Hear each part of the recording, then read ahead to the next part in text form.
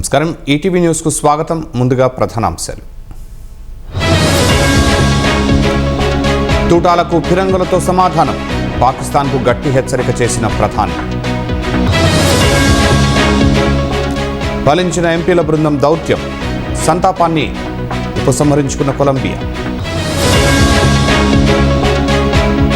సైనిక ఘర్షణలో ఫైటర్ జెట్లను కోల్పోయిన భారత్. తొలిసారి అంగీకరించిన సిడిఎస్ అనిల్ చౌహాన్. సంక్షోభాల వేళ ఐక్యంగా దృఢంగా భారత్. రాజ్యాంగానికే ఆ ఘనత దక్కుతుందన్న సిజేఐ.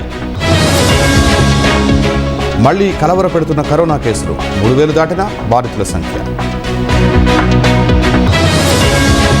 వాణిజ్య ఒప్పందానికి చేరువైన భారత్.